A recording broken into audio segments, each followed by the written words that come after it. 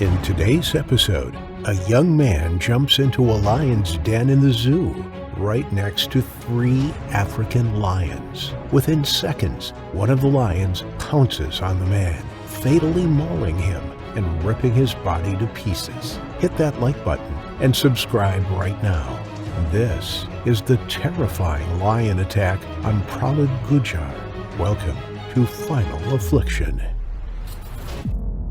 Prahlad Gujjar was a bit of a man-child. Now in his late 30s, he'd never bothered to marry or really do a great deal to work himself up at the Rajasthan municipality where he worked as a member of the maintenance crew. It's not that Prahlad was necessarily a bad guy. He'd just always been a little unfocused on moving forward, with a lot more interest in having fun and enjoying life. We all know someone like him. And for all his lack of drive, he was actually a pleasant individual who made friends easily.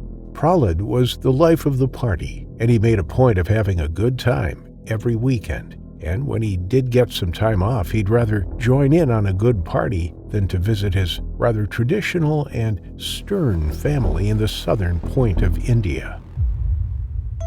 That was exactly the case in February 2024. He was supposed to take the week off to attend his niece's wedding, but Prahlad decided instead to lie to his parents and siblings, saying that he never managed to get the week off. But he was, in fact, cleared for the short holiday, and he was planning on spending it with some buddies, painting the town red. And oh boy, did they have a good time. From sunup to sundown, the group of overgrown man-children visited the parks and rivers. For 5 days, from Monday to Friday, they spent the day in good spirits, slept wherever there was room for them at night, only to get up the next morning to do it all over again. One by one, the friends dropped off. They just didn't have the stamina to keep up with the hard partying, until Saturday, when Prahlad got up and it was only him who was left on the booze brigade. He hopped around the local bars looking for any familiar faces and working up a good buzz before noon. Eventually, he had to accept that all of his buddies had faded out, but that didn't bother Prahlad too much. He had enough beer in him to go out and have fun without them. Prahlad was much more inebriated than anyone realized. The woman at the ticket booth didn't even notice any unsteadiness or unusual behavior from him. Sri Venkateswara Zoological Park regularly showed drunk visitors away at the entrance gates, keeping the place as family-friendly as possible. Had they seen any unusual behavior from him, he would have been shown the door before he could even step foot inside the park.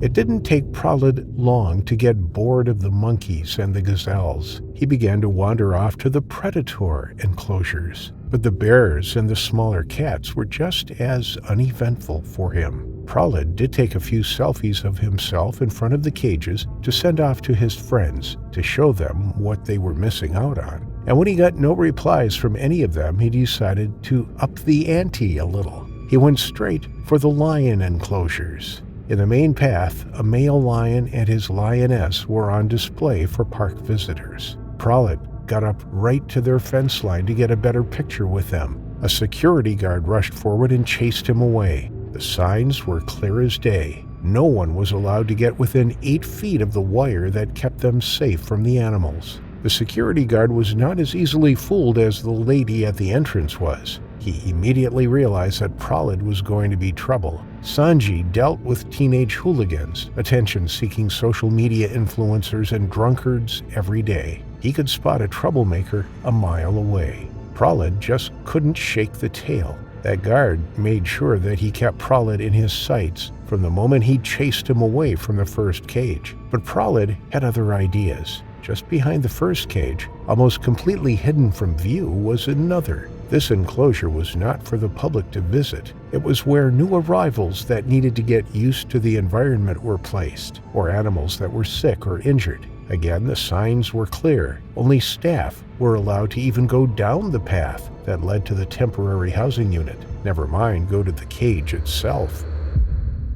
Prahlad waited until the guard's attention was subverted by another visitor who was asking for directions. He took off running before the guard could turn back around. Right next to the holding stood a large water tank that supplied the cages in the nearby vicinity. Prahlad climbed it, getting himself high enough to look 12 feet down into the space where 2 lionesses and a fully grown male lion lay baking in the sun. The guard turned back just in time to see Prahlad on top of the tank, and he immediately grabbed his radio calling for backup as he ran full speed at the mad man on top of the water tank. Prahlad, laughing with glee, jumped straight down without a second thought, landing squarely in between the 3 lions, with his phone in his hand, ready to snap a picture of 2 before the guards could remove him from the cage. What happened next shouldn't surprise any of you. The male lion immediately pounced on Prahlad, grabbing him by the left shoulder. The laughter died in Prahlad's throat and turned into a panicked scream of terror. His sudden descent into the lion's den was more of a shock for the animals than anything else, and the lion's jaws merely glanced off Prahlad's shoulder, not taking hold fully.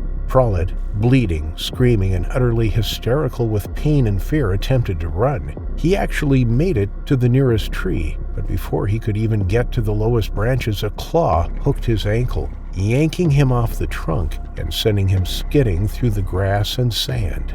That lion wasn't even hungry. It was well fed, and in the middle of the day, it was at its laziest and least likely to strike. But when a warm, living body falls from the sky, what else is a predator to do but chase it down? The guard didn't even make it to the fence line before Prahlad's screams were cut short. The animal grabbed him by the throat again. This time his bite was fatal. The jaws bore down so hard that Prahlad's neck was broken before he could suffocate or bleed out. Those cats, still full from their morning meal, didn't even bother to eat at him, but they did stand guard over their kill for 2 hours until a park worker was able to coax them with food into a treatment cell off to the side.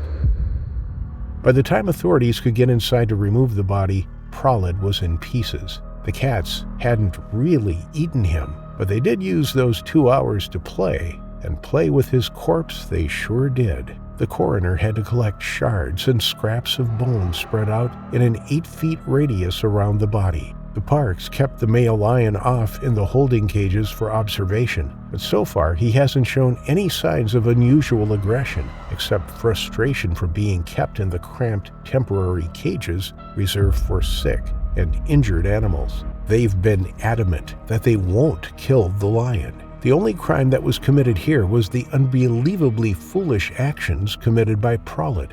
They plan on letting him out after 2 months, at which time the lion will be free to join his girls again and hopefully live a more peaceful life in his spacious, permanent accommodations. Considering how unlikely it would be that someone else like Prahlad Gujjar would sneak into its cage, he will probably be the only one the lion brings to his terrifying final affliction.